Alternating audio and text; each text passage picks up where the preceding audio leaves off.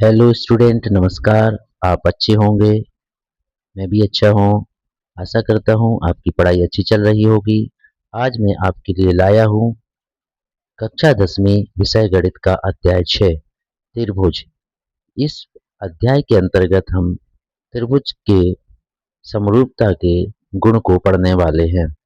दो त्रिभुज समरूप कैसे होते हैं, किन कारणों से होते हैं, किन शर्तों के अंतर्गत होते हैं, इसे हम आज पढ़ने वाले हैं। तो हम देखते हैं दोस्तों, यहाँ पर सबसे पहले कि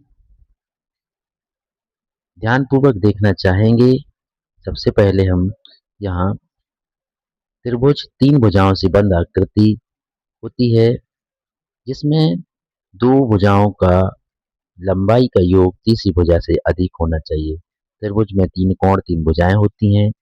कक्षा 9वीं में हमने दो त्रिभुजों के बीच सर्वांग समता का गुण पढ़ा था। कक्षा 10वीं में हम समरूपता का गुण पढ़ने वाले हैं।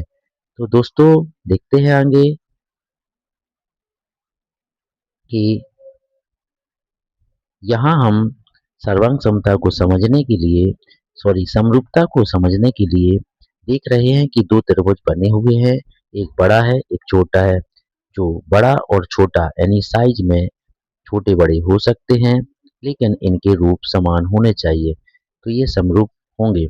जिस प्रकार से दो वर्ग आपको दिख रहे हैं, एक वर्ग बड़ा है और एक वर्ग छोटा है। दोनों के रूप एक जैसे हैं, समरूप हैं। इनके आकार समान है, पर जो आमाप है वो जरूरी नहीं है कि समान हो। इस प्रकार से हम आगे बढ़ते हैं दोस्तों। देखते हैं प्रश्नावली 6.1। 6.1 के जो खाली स्थान है वो यहाँ पर मेरे द्वारा बताए गए हैं।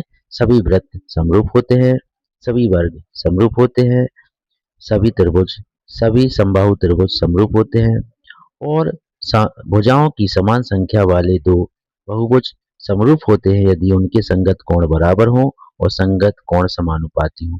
इस प्रकार से हम प्रश्नावली 6.1 पढ़ चुके हैं। अब पहुंचते हैं सबसे महत्वपूर्ण प्रमेय, थेल्स प्रमेय या आधारभूत समानुपातिक प्रमेय।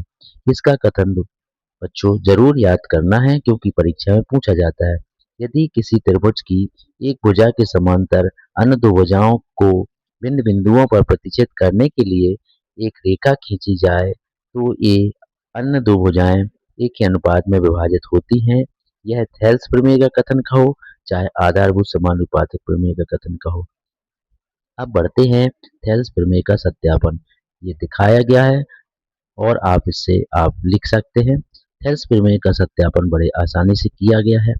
अब बढ़ते हैं थेल्स प्रमेय का विलोम यानी आधारभूत समानुपातिक प्रमेय का विलोम प्रमेय 6.2। तो इसका कथन भी आपको हम सुनाते हैं। यदि एक रेखा किसी त्रिभुज की दो भुजाओं को एक ही अनुपात में विभाजित करती है, तो यह तीसरी भुजा के समांतर होती है। प्रश्नावली 6.2 का ये पहला सवाल परीक्षा की दृष्टि से बहुत ही महत्वपूर्ण है। इसे बहुत अच्छे से समझाया गया है, आप इसे अवश्य लिखें। 6.2 का दूसरा सवाल विलोम प्रमेय से संबंधित है। इस प्रकार से तीसरा प्रश्न भी यहाँ, चौथा प्रश्न, पांचवा प्रश्न हल किया गया। बच्चों, मैं आपको बता देना चाहता हूँ कि यदि आप इस वीडियो से सही तरीके से फेयर ना बना पाए, तो इस वीडियो के डिस्क्रिप्शन बॉक्स में इस पीडीएफ का लिंक दिया गया है। आप वहां से इसे डाउनलोड कर लें और बड़े आसानी से फिर ऑफलाइन तरीके से आप इसे लिख लें। पहुंच जाते हैं प्रश्न नंबर 6 और 7 पर, और धीरे धीरे हम पहुंचते हैं प्रश्न नंबर 9, 10, 11। अब आती है समरूपता की कसौटी। समरूपता की तीन कसौटियां होती हैं। पहली है ए कोण कोण कोण कसौटी, दूसरी होती है एस यानी भुजा भुजा कसौटी, तीसरी होती है एस भुजा कोण भुजा कसौटी। ये तीनों कसौटियां भी एमपी बोर्ड के हिसाब से बहुत महत्वपूर्ण है। ये तीनों कसौटियां आप याद कर लें, इनका कथन भी याद कर लें और लिख लें। 6.3 प्रश्नावली यहाँ पर पूरी धीरे धीरे होती है। ये सवाल आप ध्यान पूर्वक यहाँ से देखते हुए लिखें। वीडियो को रोक करके यह सब आप लिख सकते हैं, समझ सकते हैं। दोस्तों, सभी क्वेश्चनों का विस्तार से समझा पाना जो है इस कम समय में संभव नहीं है। इसलिए आप सभी बच्चों और छात्रों से हमारा कहना यही होगा कि आप अपने-अपने विद्यालय पहुँच कर के विद्यालय प्रतिदिन जाएँ और वहाँ अवश्य शिक्षक द्वारा समझाए गए सवालों को समझें। वहाँ से आपको बहुत अच्छे से समझ में आएगा। वीडियो या कोई भी जो है लिंक या किसी पीडीएफ तो एक अ, विकल्प हो सकता है पढ़ने का, परंतु वास्तविक पढ़ाई तो स्कूल में ही होती है। अपने-अपने जो सरकारी स्कूल में बच्चे पढ़ रहे हैं, वहाँ अवश्य जाएँ, प्राइवेट स्कूल में पढ़ रहे हैं तो वहाँ भी जाएँ और मेहनत करें। मेहनत का फल बहुत मीठा होता है और आप पढ़ेंगे तो आपका रिज़ल्ट बहुत अच्छा आएगा।